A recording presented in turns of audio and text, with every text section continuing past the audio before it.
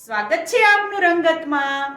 હું સિદ્ધિ કમાણી રોજ તમને અવનવી વાનગી બનાવતા શીખવું છું। જો તમને મારી વાનગી પસંદ આવતી હોય તો તમે મારી ચેનલને સબસ્ક્રાઇબ કરો, મારા વિડીયોને લાઈક કરો અને તમારા ગ્રુપમાં મારા વિડીયો જરૂરથી શેર કરો। તો આજે આપણે એક નવી જ રીતથી દૂધી ચણા દાળનું સબ્જી બનાવતા શીખીશું। તો તમે મારો વિડીયો છેલ્લે સુધી જરૂરથી જોજો। તો ચાલો આજે આપણે બનાવવાનું શરૂ કરીએ એકદમ ટેસ્ટી અને સ્પાઇસી એવું દૂધી ચણા દાળનું સબ્જી। એકદમ ટેસ્ટી અને સ્પાઇસી દૂધી ચણા દાળનું સબ્જી બનાવવા માટેના ઇન્ગ્રેડિયન્ટ્સ આપણે જોઈ લઈએ। મેં 250 ગ્રામ દૂધી લીધી છે, જેને ધોઈ છાલ કાઢી અને નાના નાના ટુકડામાં સમારી લીધી છે। એક બાઉલ થઈ છે આપણે। મેં 3 મોટી ચમચી તેલ લીધું છે વઘાર માટે। અડધી વાટકી ચણાની દાળ લીધી છે। એક મોટો કપ આપણે પાણી લીધું છે, પાણી જરૂર મુજબ લેવાનું છે એટલા માટે। 2 મરચાં લીલા તીખા સમારેલા નાના ટુકડા કરેલા। 1 ઇંચ આદુના ટુકડાના મેં 4 ટુકડા કરેલા છે તે લીધું છે। 4 કળી લસણ, એક મીડિયમ સાઇઝની ડુંગળી સમારેલી છે, એક મીડિયમ સાઇઝનું ટામેટું સમારેલું, 1 ચમચી નમક, 5 થી 6 મીઠા લીમડાના પત્તા, 1 ચમચી ઝીણી સમારેલી કોથમીર, 1 નાની ચમચી ખાંડ, 1 ચમચી ધાણા જીરું પાવડર, અડધી ચમચી ગરમ મસાલો, તમે ખાતા હોય તો વાપરો નહીતર સ્કીપ કરી શકો છો, 1 ચમચી રાઈ, 1 ચમચી હળદર, 1.5 ચમચી લાલ મરચું પાવડર અને 1 ચમચી આખું જીરું લીધું છે। તો ચાલો આપણે બનાવવાનું શરૂ કરીએ દૂધી ચણા દાળનું સબ્જી।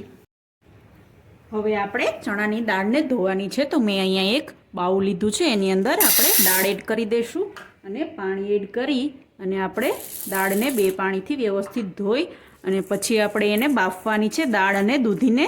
પછી આપણે વઘાર કરવાનો છે। તમને હું એક નવી રીતથી દૂધી ચણાની દાળનું સબ્જી બનાવતા શીખવીશ, જે ઘરના સભ્યો કોઈ ખાતા ના હોય તો પણ ખાશે એવું ટેસ્ટી બનશે। તો આપણી દાળ એક પાણીથી ધોવાઈ ગઈ છે, તો હવે આપણે એનું પાણી કાઢી અને બીજા પાણીથી ધોઈ લેશું। તો હવે આપણે એની અંદર પાછું બીજું પાણી એડ કરી અને ધોઈ અને પછી આપણે એને બાફવા માટે રાખી દઈશું।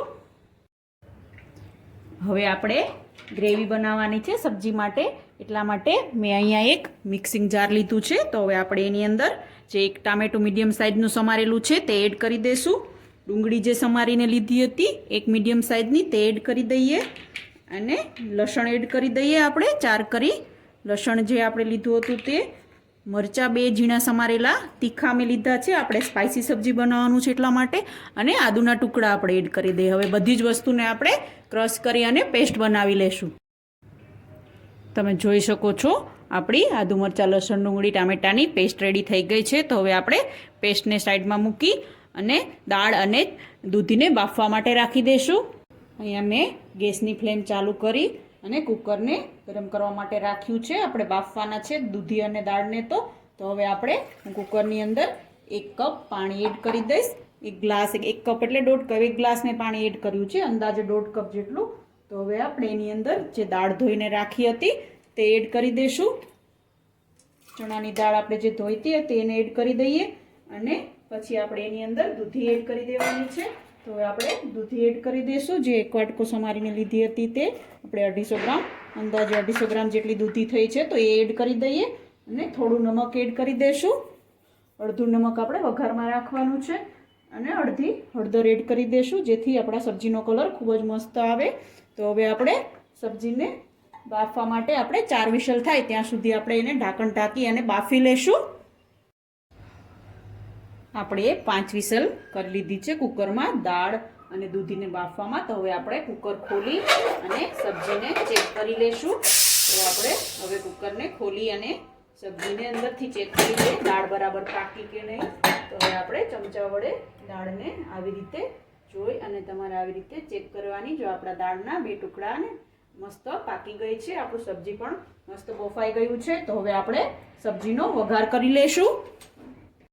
સબ્જીનો આપણે વઘાર કરવાનો છે એટલા માટે મેં અહીંયા હવે કઢાઈ અથવા પેન નોનસ્ટિક ગરમ કરવા રાખી છે। તો આપણે એની અંદર જે મેં 3 ચમચી તેલ લીધું હતું તે એડ કરી દઈશું અને તેલ ગરમ થાય પછી આપણે વઘાર કરી લેશું।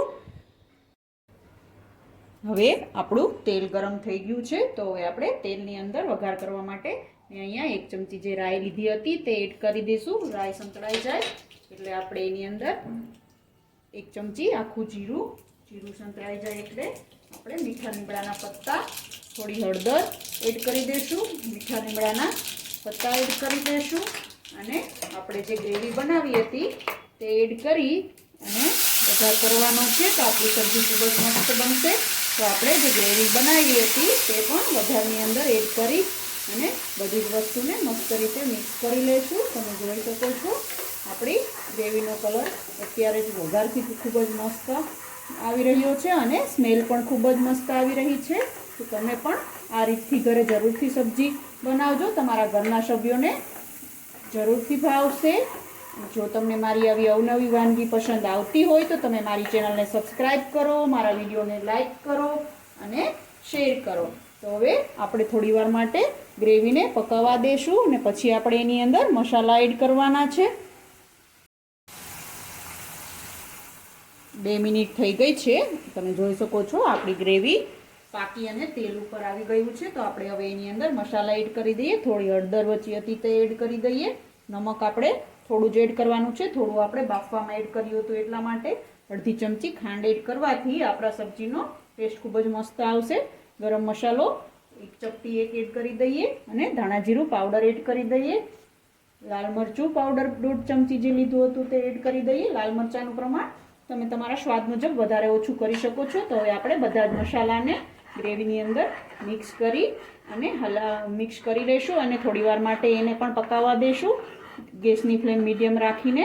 તમે જોઈ શકો છો આપણી ગ્રેવીનો કલર ખૂબ જ મસ્ત આવી ગયો છે. તો હવે 1 થી 2 મિનિટ માટે આપણે ગ્રેવીને પકાવી લઈશું અને પછી આપણે જે દૂધી અને દાળ બાફીને રાખ્યા છે તેને એડ કરી અને 1 મિનિટ માટે પકાવી અને આપણે એને સર્વ કરવાનું છે. તો હવે આપણે 1 મિનિટ માટે 1 થી 2 મિનિટ માટે ગ્રેવીને પકાવી લઈશું.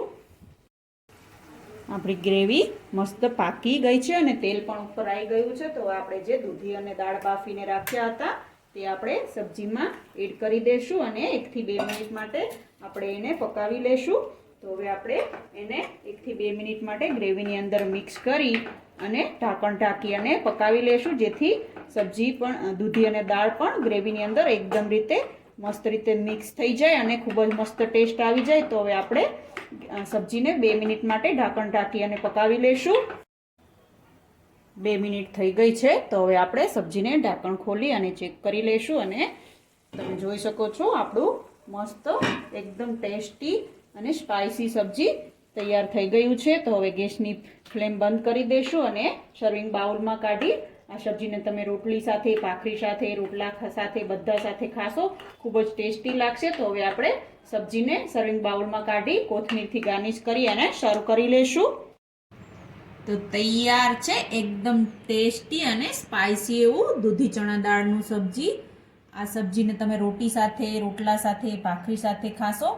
ખૂબ જ ટેસ્ટી લાગશે અને મેં એક નવી રીતથી આ સબ્જી બનાવ્યું છે. તો તમે આ રીતથી ઘરે જરૂરથી ટ્રાય કરજો અને તમારું સબ્જી કેવું બન્યું તે મને કમેન્ટ બોક્સમાં જરૂરથી જણાવજો. કેવી લાગી આજની રેસીપી તમને?